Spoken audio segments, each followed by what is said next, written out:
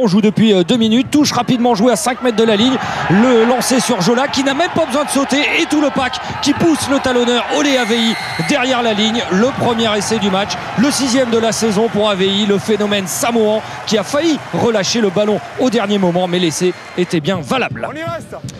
5-0 puis 8-3 après une pénalité de chaque côté. Ballon gagné en touche par les Bordelais et derrière la percée de Julien Ray qui retrouve du soutien avec Raphaël Carballo. Derrière ça s'organise Ray, Clarkin, Madol, Camille Lopez qui voit un espace, il s'engouffre pour servir ensuite Blair Connor, l'ailier australien qui redresse, qui s'arrête à quelques centimètres de la ligne. Le ballon ressort rapidement sur Carballo qui inscrit le deuxième essai des Girondins. L'Argentin Raphaël Carballo qui faisait son retour ce soir, il était titulaire et le score est de 15-3 pour l'Union Bordeaux-Bègles. Les Bordelais sont sur la lancée de leurs exploits au stade Chaban-Delmas.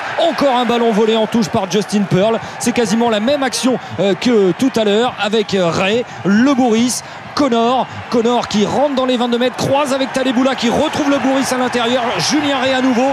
On s'arrête juste devant la ligne. Le ballon ressort pour Heini Adams qui est bloqué juste devant l'embut de Bayonne. Ce n'est que partie remise parce que Louis-Benoît Madol va marquer en force le 3e essai bordelais. 3 essais inscrits en 20 minutes et virtuellement donc déjà le bonus offensif dans la poche. C'est impressionnant et le score est de 22-3 pour les Girondins. Les entraîneurs de Bayonne, Christian Lanta, Christophe Delot, se demandent comment leur équipe va bien pouvoir réagir et pourtant elle y arrive avec une bonne mêlée et un joueur qui arrive lancé, c'est Marvin O'Connor qui casse le plaquage de Lopez et va inscrire l'essai de la révolte. Bayonne, invaincu depuis 3 matchs, revient à 22-10. Les Bayonnais qui dominent à leur tour. Départ de Mike Phillips dans le fermé. Il sert Chisholm pour un 2 contre 1 d'école, mais l'interception de Camille Lopez, l'ouvreur bordelais qui commet un en avant volontaire, pénalité contre lui, mais ça aurait pu être pire et un carton jaune par exemple. À la mi-temps 22-10 pour Bordeaux. Le plus bayonnais des Bordelais, Vincent Etcheto, n'est pas rassuré après ce carton jaune contre Taleboula pour un plaquage à retardement. Ensuite, il ne se passe pas grand-chose, hormis une blessure spectaculaire d'Heini Adams, seulement une entorse à la cheville pour le Sud-Africain. Il reste 5 minutes à jouer, 25-13, toujours 12 points d'avance pour les Bordelais qui se réveillent dans le sillage du capitaine Clarkin, le relais de Connor et l'essai de Matthew Clarkin, le capitaine bordelais, le 4e essai de la soirée et l'Union Bordeaux-Bègles qui récupère le bonus offensif.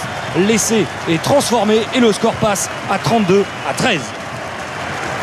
C'est le moment de faire sortir Camille Lopez, ovationné pour son dernier match à Bègles. Il sera à Perpignan l'an prochain et c'est le dernier match à domicile pour les Bordelais puisque le prochain ce sera à Bordeaux contre Biarritz. Et justement, l'Union Bordeaux-Bègles est en mode Chaban-Delmas avec de l'euphorie, une énorme percée de Le Bourris, jeu au pied de recentrage récupéré par Madol qui plonge dans l'embut bayonnais pour le 5e essai de la soirée. C'est l'apothéose pour l'Union Bordeaux-Bègles, le doublé pour Madol et le score final est de 39-13. Pour une fois, on est juste en dessous de la barre des 40 points marqués à domicile, mais c'est encore une grande soirée pour le club du président Laurent Marty et le manager Raphaël Ibanez.